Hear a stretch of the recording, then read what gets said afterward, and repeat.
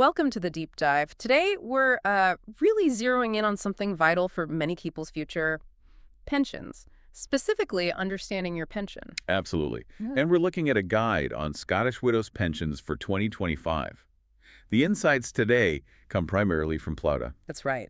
And our goal, our mission for this deep dive, is to cut through all the jargon, pull out the key bits from these sources, and help you understand what having a Scottish widow's pension actually means, Yep. in real terms. Okay, so Scottish widows, huge name, been around, well, forever, it feels like. Since 1815, apparently, and now part of Lloyds Banking Group. Big players. Exactly. That history gives them, a solid reputation. Trusted, regulated UK provider. Yeah. And that's why lots of people have them often picked by their employer. Right. Which leads us neatly into the main ways people end up with one. First up, workplace pensions, like their master trust or group personal pensions. Yeah, that's the most common way in. Think auto-enrollment. Your employer chooses them, and then money goes in from you, from your boss. And the government tax relief, too. Don't forget that bit. It all adds up. Definitely. They do also offer personal pensions, sometimes called a retirement account. Mhm. The source suggests these are maybe less common, Right. perhaps for the self-employed Yeah. or topping up another pension. Okay. And it's not a full SIP thingy, right? A self-invested personal pension. Correct. SIPP usually gives you way more investment choice, like picking individual stocks or loads of different funds. Scottish Widows is more focused on their own managed funds for these accounts. Got it.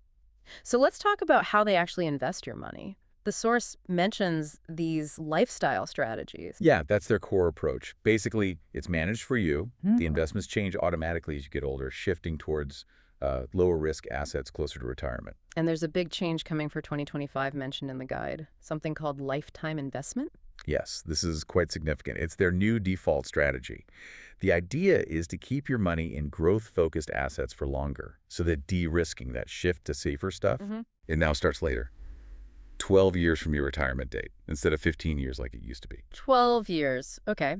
So potentially more growth later on, but I guess maybe a bit more risk closer to when you need the money. That's the balance they're aiming for. And within that default, there are actually two different risk paths available: Yeah. growth and balanced growth. Plus, the guide notes a definite tilt towards sustainable investing, ESG factors. ESG, environmental, social, governance, looking beyond just the profit. Precisely. And they use what's called open architecture. So they bring in external fund managers, experts from other firms, rather than doing it all in-house. Ah, okay. Does that generally mean better performance or more choice? Potentially access to more specialist expertise, yeah. You could choose other funds with Scottish Widows, but it's within their managed range. You're not picking, say, Tesla stock directly. Right. Okay. So how do you actually, keep tabs on your pension with them? Are there digital tools? Yes, there's an online account and a mobile app.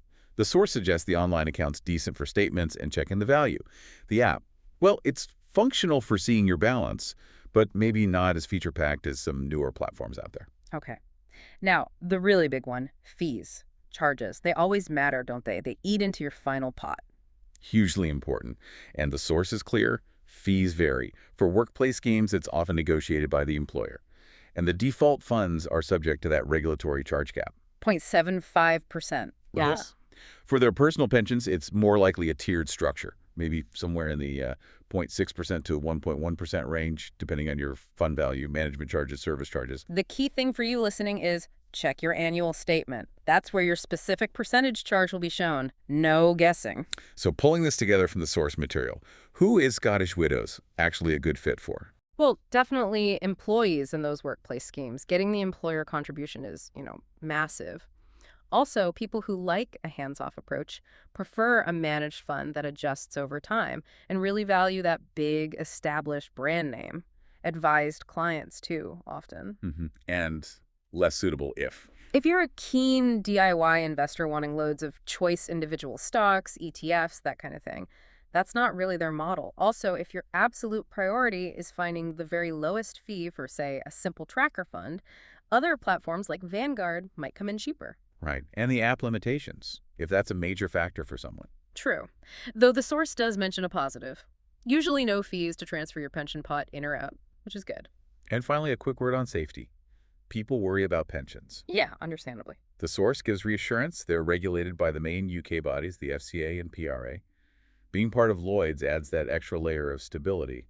And then there's the FSCS protection. The Financial Services Compensation Scheme. Exactly. Yeah. Which protects eligible investments up to 100% with no upper limit if the firm itself were to fail. So quite robust protection. Okay, so let's boil this down. What does this mean for you? If you're in a Scottish widow's scheme via work, it seems like a solid, reliable option. You get those vital employer contributions, tax relief, and a managed strategy like the new lifetime investment one. Yeah, it handles the basics well.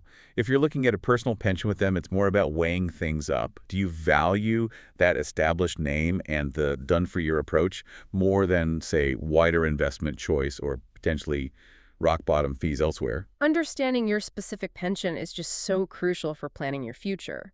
And using resources like the Plouta Guide we've discussed today can really help you dig into the details of your own situation. Definitely. Don't just leave it sitting there without knowing how it works. So here's a final thought to leave you with. Even with a pension provider like Scottish Widows managing things, really understanding the strategy they're using, like knowing about that new lifetime investment timeline, and when your de-risking phase actually starts, that knowledge gives you power. Are you comfortable with that approach as retirement gets closer? Well said. And remember, the insights for this deep dive came from Plouta. They're all about helping you achieve financial wellness. So if you found this useful, please do give it a like and share it around. Yeah, subscribe to the channel for more deep dives like this one. And check out Plouta's resources and join their financial wellness community to stay informed. We'd love to hear your thoughts too. Drop a comment below about understanding pension products like Scottish Widows. Just a quick reminder, of course. This has been general information based on the sources we looked at. It's not financial advice. Remember, the value of your investments can go down as well as up.